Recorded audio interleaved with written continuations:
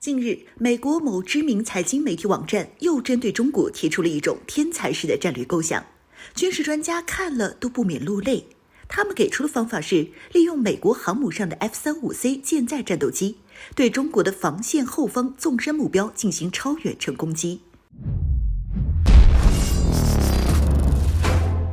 Hello， 大家好，欢迎收看本期迷彩虎，我是虎妞。美国方面最近针对中国发表了不少的奇谈怪论，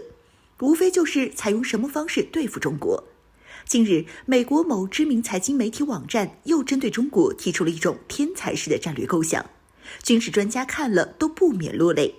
他们给出的方法是利用美国航母上的 F-35C 舰载战斗机，对中国的防线后方纵深目标进行超远程攻击。众所周知，目前美国的卡尔文森号航空母舰刚刚装备了一支使用 F-35C 隐身战机的 VFA-147 中队。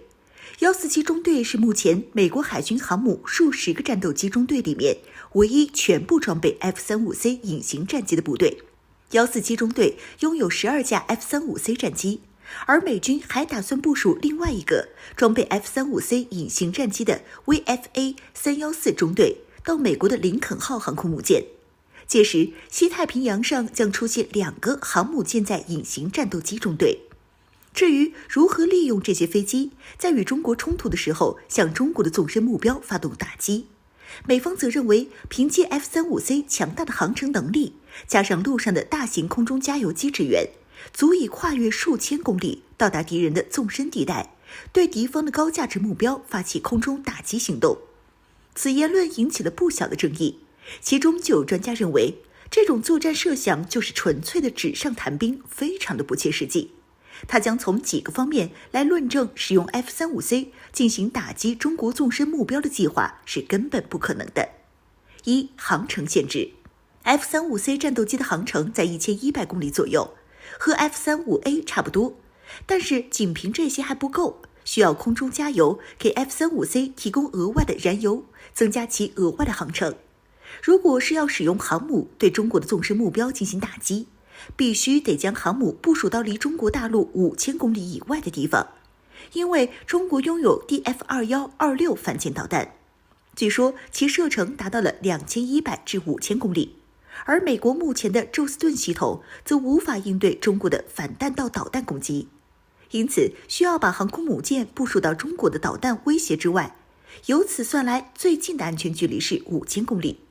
而 F-35C 考虑到飞过去还要返回来，那么这次来回的总航程将达到史无前例的10000公里左右，这对于 F-35C 的飞行员来说基本上是承受不起的。光是空中加油就要4次，飞机要保持1马赫的巡航速度，到达目的地进行攻击和返回所需要的时间将远远的超过10小时以上。可能 F-35C 的飞行员还没有完成任务就已经累死或是坠海了。为什么这么说呢？首先，10几个小时不是那么好熬的。战斗机的座舱没有轰炸机那么大，轰炸机可以随便飞行10到20个小时，是因为其机舱的空间要比战斗机大上很多。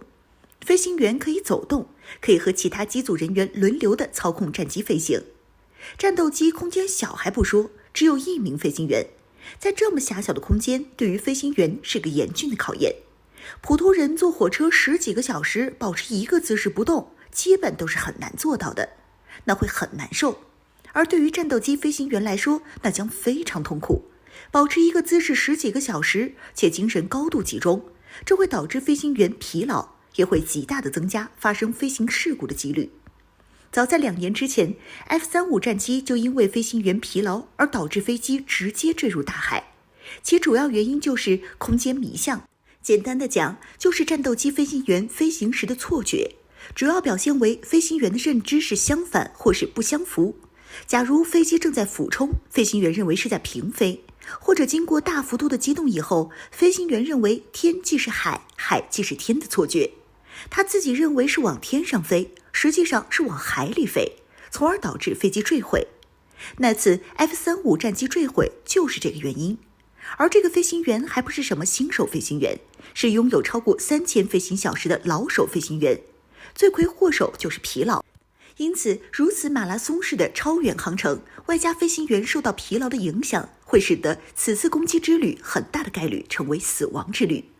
二，我方的防御系统，就算美军飞行员人均超人，驾驶着这些 F-35C 战机中途没有发生任何问题，向我战略纵深目标飞来，但是由于之前提到的 F-35C 战机的油箱只能确保它拥有1100公里的航程，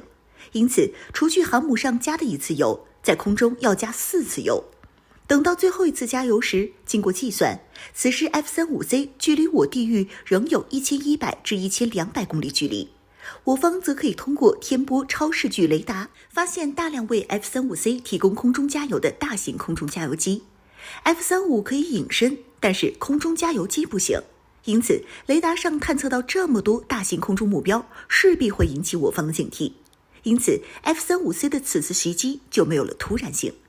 面对我方出动的歼20战机，这些劳师远征的 F-35战机面对歼20战机则处于全面劣势。